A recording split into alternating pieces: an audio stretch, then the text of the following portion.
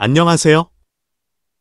금일은 렌즈 운반선 발주가 주춤한 현재 시장을 분석하고 향후 어떤 현화가 있을지 살펴보겠습니다. 2024년 3월 30일 영상에서도 전하여 드린 바와 같이 렌즈 운반선의 신조 발주는 2022년 183척으로 정점을 찍고 2023년은 큰 폭으로 감소하여 66척의 발주량에 불과하였습니다.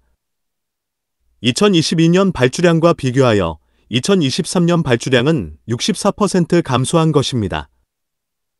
2024년 4월 2일 카타르 렌즈 운반선 8척 수주를 마지막으로 조선 3사는 렌즈 운반선 수주가 없는 상황입니다. 다른 선종의 경우도 암모니아 운반선, LPG 운반선, 석유화학 제품 운반선 정도의 수주에 머물고 있는 것입니다. 현재 조선 3사의 경우 2028년 건조 물량을 채우고 있으며 일부 조선소 도크는 2027년 물량을 일부 채우고 있어 3년가량의 선박 건조 물량을 확보한 상태인 것은 그나마 다행인 것입니다. 렌즈 운반선 발주에 영향을 주는 여러 요인들의 현재 시장 상황을 우선 살펴보겠습니다. 렌즈 운반선의 운임비 변화는 선박을 운영하는 선사들의 이익과 선박 발주에 큰 영향을 주고 있습니다. 2024년 5월 24일 클락슨 리서치에 따르면 용선 기한이 3에서 6개월인 17만 4천 큐빅미터급 렌즈 운반선의 용선료는 5월 17일 기준 하루당 8만 달러를 기록해 연저점인 지난 1월 26일 하루당 5만 달러 대비 60% 올랐습니다. 용선료를 산출하는 기관 또는 리서치마다 기준이 상이하여 어떤 루트, 어떤 선박, 용선기간 등 다양한 변수에 따라 용선료는 다를 수 있습니다. 클락슨의 용선료 지표는 어떤 기준인지는 정확히 알 수 없으나 용선료가 전반적으로 상승하고 있다는 정도로 이해하시면 좋을 듯합니다. 일반적으로 렌즈 운반선의 운임비가 렌즈 수요가 증가하기 시작하는 겨울철 시장 몇 달 전부터 운임비는 상승하여 렌즈 수요가 감소하는 2월부터는 선박 수요가 감소하여 운임비는 하락하는 것이 일반적인 추세입니다. 그와 같은 추세는 영상의 차트를 보면 연간 51주 기준으로 봄, 여름철 7월부터 29주까지는 운임비는 5만에서 7만 불선에서 형성되고 있습니다. 겨울이 되면 급격히 상승하여 15만 달러 이상까지 상승하게 되는 것입니다. 이때는 선박의 수요가 급격히 증가하는 시기이기도 합니다. 플렉스 LNG 선사의 자료를 보면 최신형 렌즈 운반선의 5월 기준 5년 계약 용선료는 8만 달러 수준이며 10년간 장기 용선하는 경우는 10만 달러 수준까지 상승한 상태입니다. 용선료 상승은 앞에서도 이야기하였지만 렌즈 운반선 수요에 따라 결정이 되는 것입니다. 렌즈 운반선의 주요 운항 루트는 미국에서 아시아, 미국에서 유럽, 중동에서 아시아, 중동에서 유럽, 호주에서 아시아 루트입니다. 렌즈 운반선 운항 주요 루트에서 여러 변화로 인하여 렌즈 운반에 차질을 주고 있습니다. 2024년 초 예멘 후티 반군이 홍해 항로를 지나는 선박을 공격하기 시작하면서 주요 선사들은 수에즈 운하통화하여 운행하는 것을 피하고 아프리카 희망봉을 우회하는 항로를 이용하기 시작했습니다. 2024년 1월 기준 수에즈 운하를 지나는 전 세계 렌즈 운반선은 2023년 11월 대비 73%나 감소했습니다. 그와 같은 결과로 유럽으로 향하는 렌즈 운반선의 항로가 길어진 만큼 선박을 추가로 투입해야 하는 톤마일 효과가 발생했습니다. 영상의 그림은 22년에서 23년 겨울 시즌의 물동량과 23년에서 24년 겨울 시즌의 물동량 비교입니다. 중동에서 유럽으로 렌즈 물동량은 61% 감소한 상태이며 그것의 대체 항로인 희망봉 루트는 새로이 300만 톤이 증가하였습니다. 특히 미국에서 유럽의 경우는 선박 운항에 방해 요소가 없어 6% 증가한 물량이며 미국에서 아시아로 운송하는 렌즈 물량은 후티 반군의 공격 우려로 수에즈로 통과하여 운항하는 물량은 마이너스 10% 감소, 희망봉을 거쳐 운항하는 물량은 새로운 루트로 730만 톤 증가하였습니다. 또 다른 영향은 미국에서 아시아로 렌즈 운송하는 루트 중 하나인 파나마 운항의 혼잡 상황이 선박이 운항 루트를 바꾸게 만들고 있습니다. 파나마 운하는 운항 특성상 운하와 연결된 카툰 호수의 수위 변화가 통과하는 선박의 수에 영향을 주게 됩니다. 2023년 말부터 파나마 운하를 괴롭혀온 가뭄으로 인한 병목 현상이 발생하여 수로를 통한 선박 이동 척수를 제한하기 시작하였습니다.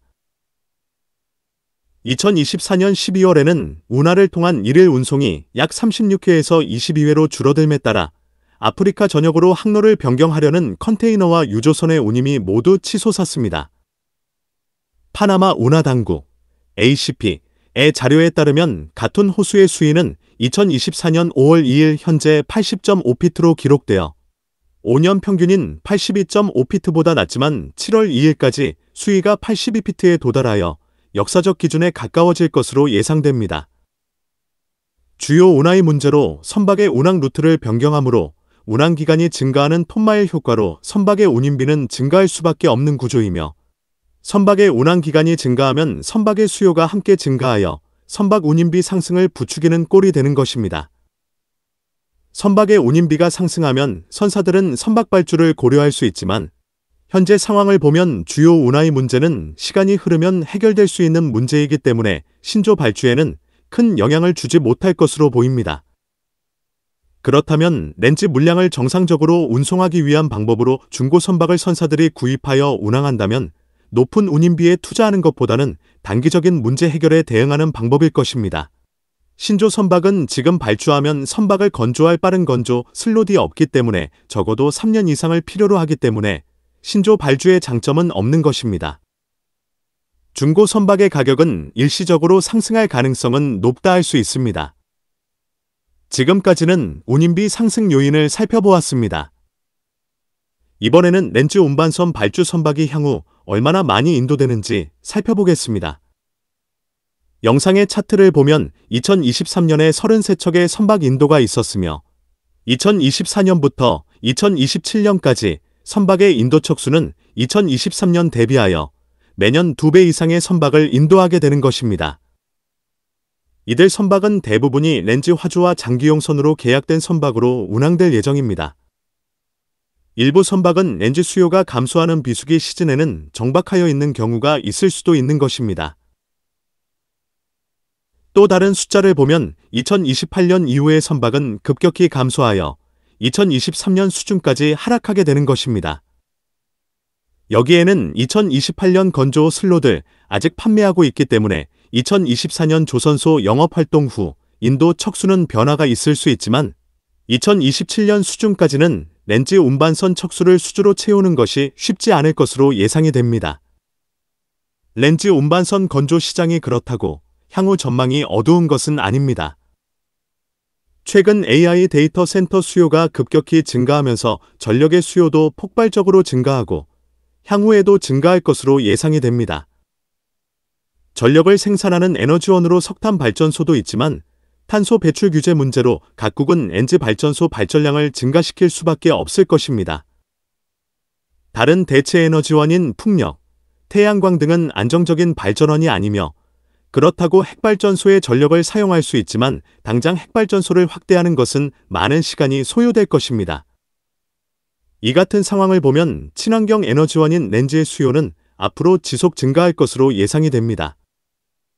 영상의 차트에서 보듯이 렌즈는 3차에 걸쳐 새로운 변화가 있었습니다. 2006년부터 2010년까지의 큰 규모의 렌즈 생산 증가, 2025년부터 2020년까지 2차의 렌즈 생산량 증가가 있었습니다. 3차의 큰 변화는 2025년부터 2030년까지 2차 생산량의 거의 2배까지 생산량이 증가한다는 것입니다. 생산량 증가의 의미는 렌즈 수요도 함께 증가하는 것이라 생각할 수 있습니다.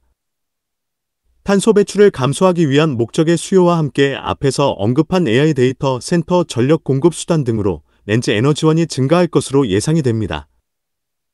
조선업의 사이클이 예전과 다르게 다른 주변 요인으로 계속 유지가 되고 발전할 것으로 예상이 되는 점은 아주 조선소에 긍정적이라 할 수 있습니다. 선박, 해양 관련 산업 및 기술에 대한 궁금한 점이 있는 분들은 아래의 카페로 방문을 하시면 많은 정보와 도움을 받으실 수 있을 것으로 생각합니다. 감사합니다.